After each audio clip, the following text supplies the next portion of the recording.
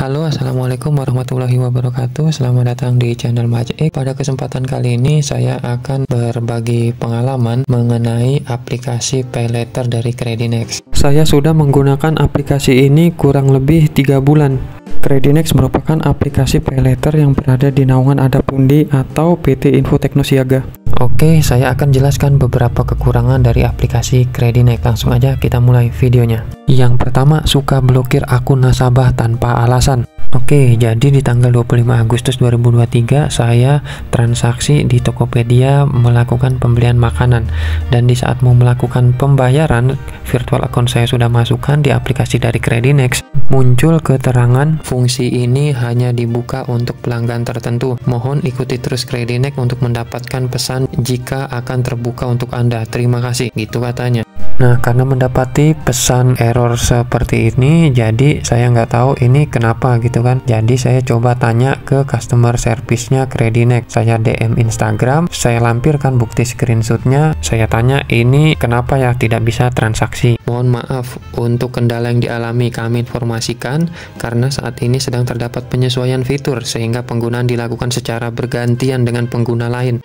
Dalam hati, anjir, kayak mau ke kamar mandi aja harus gantian. Saya pikir antrinya itu sebentar.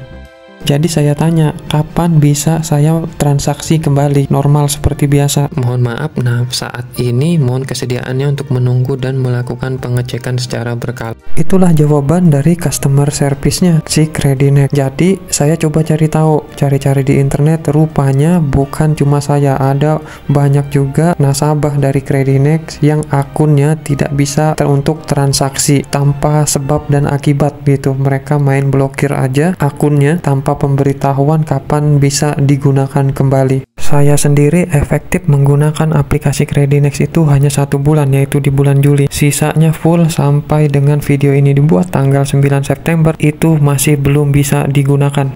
Nomor 2, Credinex ini banyak penipunya. Tentunya bukan Credinex yang nipu gitu, tapi banyak oknum yang mengatasnamakan Credinex yang ngaku-ngaku Credinex itu melakukan penipuan melalui DM Instagram.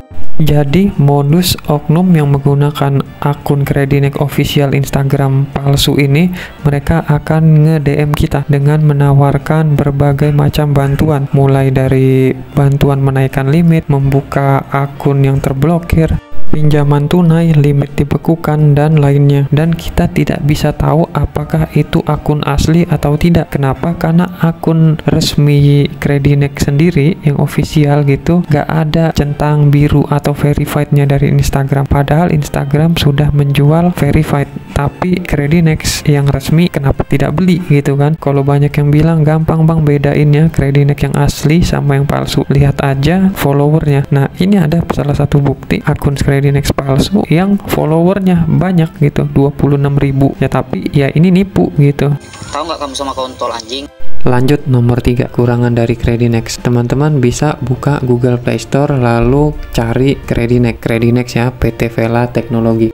Nah, teman-teman bisa cek reviewnya dari aplikasi Credinex. Nah, bisa lihat reviewnya di sini. Saya bisa bilang kebanyakan reviewnya adalah review palsu atau review beli. Nah, kita bisa lihat di sini komennya, terima kasih aku laku loh katanya. Kan nggak mungkin ini kalau akun asli, pasti mereka beli. Dan saya sendiri kalau disuruh kasih review mengenai aplikasi Credinex itu, mengenai pengalaman menggunakan Credinex, saya akan kasih bintang 1 dari 5 ya, sesuai pengalaman buruk yang sudah saya alami. Jelas saya akan ngasih nilai 1, nggak mungkin 5. Kenapa ada orang bisa ngasih nilai 5 terus komennya terima kasih aku laku? Berarti kan yang bagus aku laku. Yang keempat, telemarketing yang PHP. Nah, jadi gini kasus. Di tanggal 31 Juli 2023 di jam 15.55 saya di WA gitu ya sama telemarketing. Nah, ini nomornya nih 0815 2175 395 yang isinya kurang lebih, kamu sebagai nasabah yang terpilih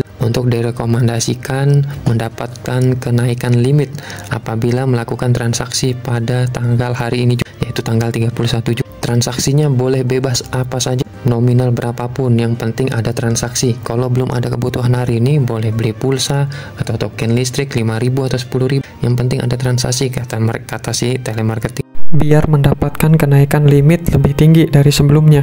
Nah, atas informasi tersebut, jadi saya langsung transaksi di Tokopedia, belanja sebesar Rp49.500. Nah, teman-teman bisa lihat ini detail transaksi saya di aplikasi Kredinex-nya pun masih ada historinya ini.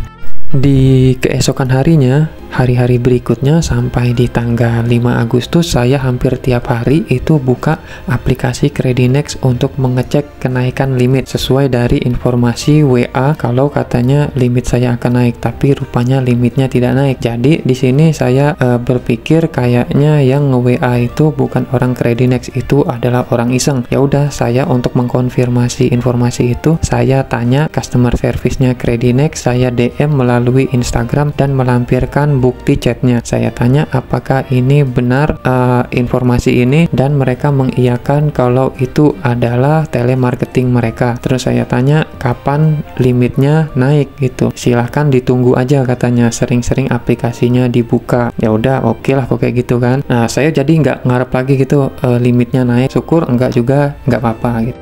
Di tanggal 8 Agustus saya transaksi lagi gitu menggunakan aplikasi Kredinex. Nah, pas transaksi di tanggal 17 itu sudah nggak bisa. Ya, di situ keterangannya seperti di pernyataan saya yang pertama. Akun saya dibatasi penggunaannya gitu. Jadi hanya nasabah tertentu yang bisa menggunakan fitur ini. Jadi saya sebagai nasabah Kredinex merasa seperti kena prank gitu ya. Di akhir bulan dijanjikan naik limit, sudah diikuti syarat-syaratnya. Di awal bulan akun kita dibekukan, tidak bisa melakukan transaksi.